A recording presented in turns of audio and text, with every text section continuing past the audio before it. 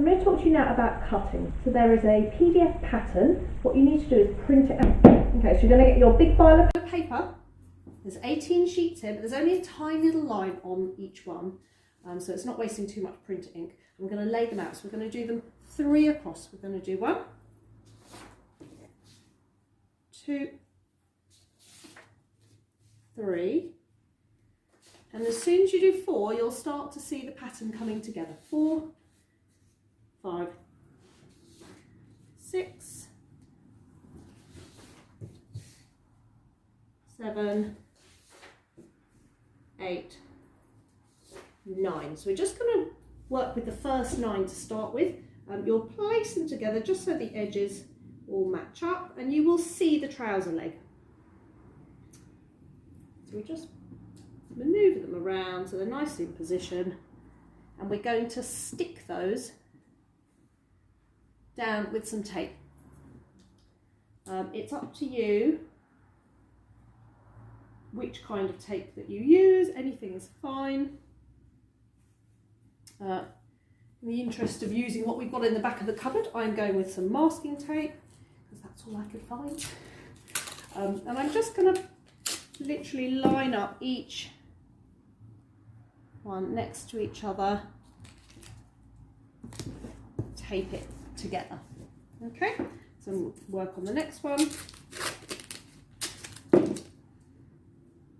Make sure the lines meet up, tape it into position. You do want to tape the bits, obviously, where we're going to cut it out. You don't want to take the excess parts because that will just fall apart when we cut it out. So I'm just going to put this.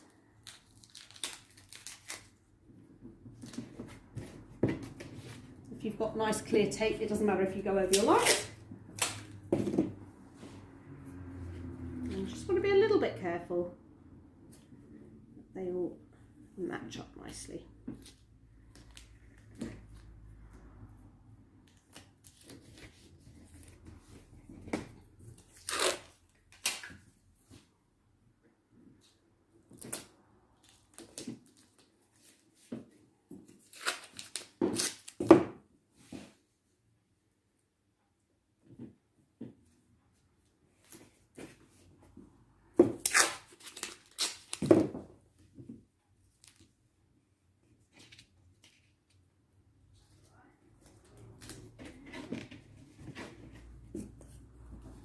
On to the last 3. This does take a little while.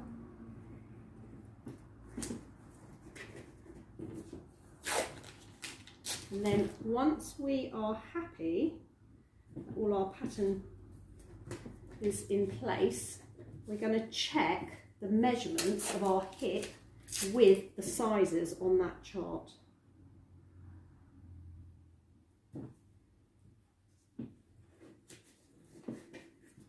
Okay, so I'm just going to put another couple of bits of tape at the bottom, and that should be all absolutely fine.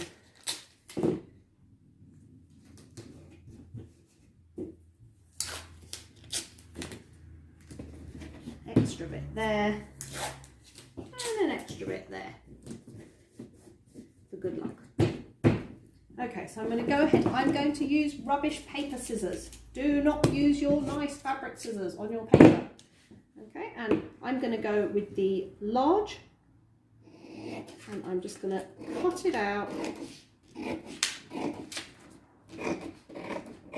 around the outside. So I'm going to copy the black line, except for those areas where the sizes deviate, and then I'm following the green large line.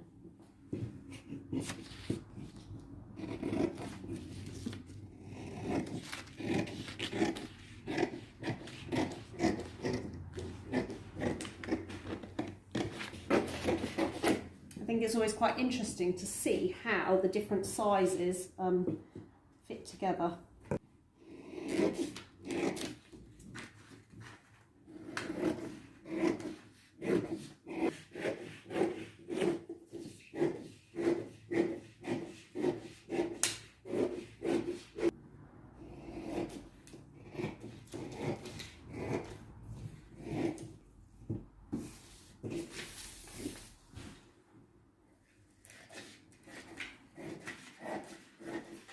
There's your back pattern cut out, okay?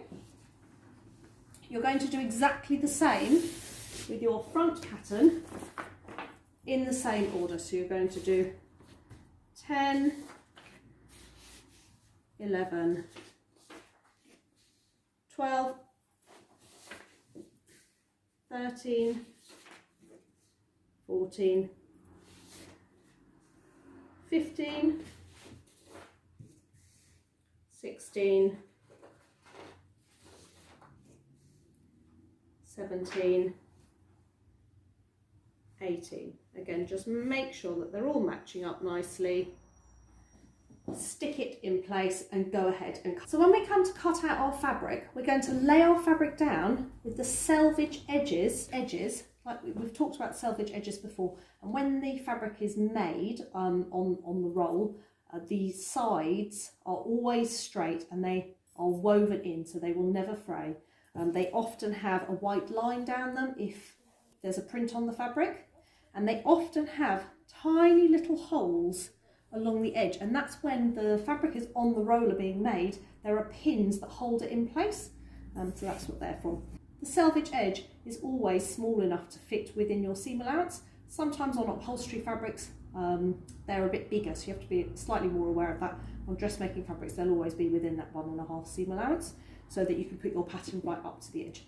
We're not doing that today because we're not putting anything on the fold or right up. We don't have any straight edges like that. So we're going to line up our selvage edges. It's always best to work from your selvage edges together rather than the cut end of the fabric. When you have your fabric cut in the shop, it is very rarely straight, so never rely on that edge. And if your fabric's been sitting for a long time, it often isn't sitting completely folded, completely square. So always just do check the edge and push out any excess. Then you're going to place your pattern on top of your fabric. There is a grain line, this arrow, the triangle at either end, that's your grain line, and that wants to run parallel to your seam allowance. So you're going to position that line, the arrow, parallel to the seam allowance. When you place your fabric down, if you have a 115 centimetre wide fabric, you will be placing one piece and the other leg after it. Okay, so you do one and then you do the other one after it. And when you have a direction to your fabric, you want to do that anyway, because otherwise you don't want to have one facing the other direction, because obviously your pattern would be upside down on one half of you, which would look really silly. Especially if you've got like birds or elephants or something. It's sometimes not so noticeable with flowers, but generally you do want to make sure that the direction is the same on both pieces. If you don't have a direction on your fabric and you have a wider fabric, you can actually place the pattern pieces in opposite directions, side by side, which enables you to put them together like a puzzle, and will enable you to use less fabric. But most of the fabrics that we buy generally are the smaller width and have a direction, so we will tend to do them one after the other. Okay. Once you put your pattern on the fabric, you do need to just have a think where the pattern is sitting. I've got some nice birds here, and I want to check that the birds are going to be in a nice place. You know, do I want to capture these birds here and lose those ones, or do I want to central these ones into the middle of my trouser leg? Have just a little think about if you have a repeat pattern where it's sitting. Don't overthink it. Once you're happy, we're going to pin that into place and we're going to mark the extension to the bottom of the trousers. So I'm just going to pin straight through the paper.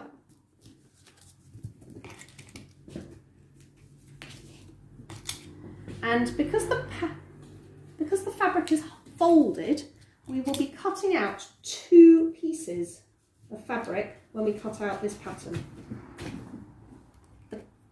The pattern piece is 1/4 of the body.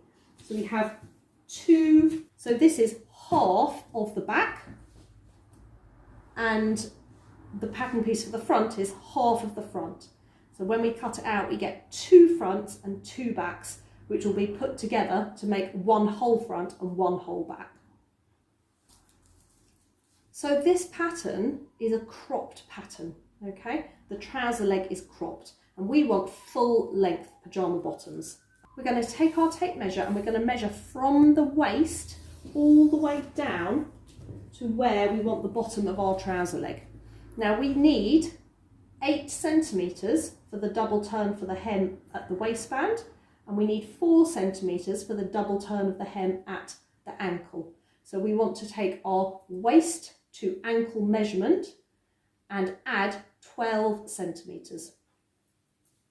So my waist to ankle measurement was 104, and I'm going to add 12 to that, so it's going to take me to 116. I'm going to mark that here, and then I'm going to draw a straight line using a ruler across. Now you do want to imagine that that straight line is perpendicular to your selvage edge, because if you draw it at a wonky angle, that's going to make the bottom of your trouser leg wonky, and we obviously want to do the same extension for the front and the back. So do try and make sure that it is perpendicular to that selvage edge. So we're going to draw in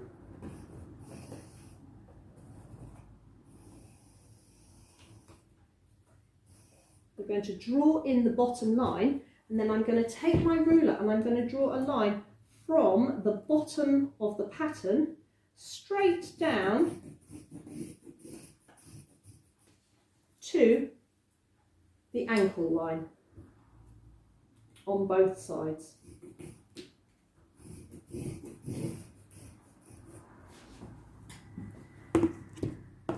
When it comes to cutting, I would recommend that you cut straight across the fabric at this point before you cut out the rest of the pattern.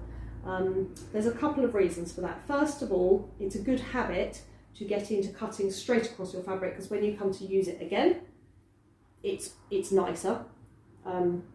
Any extension bits to not just have little tassels bits hanging off everywhere. But also, I have seen numerous people go merrily cutting all the way around their pattern and then follow the pattern and cut the bottom of their leg off, having just measured it out. So do be aware that you need to cut round your drawn lines at the bottom of the pattern, okay? Once we have cut this one out, obviously we are going to just repeat the process, pull the fabric up onto the table and repeat the process with our front pattern, okay? A couple of tips while you're cutting is to drag the scissors across the table. So you don't want to forcibly push them into and gouge out your table, but you do want to lightly drag the bottom blade across the table, and you want to cut with a full blade each time. So you just slide it along and then cut with a full blade.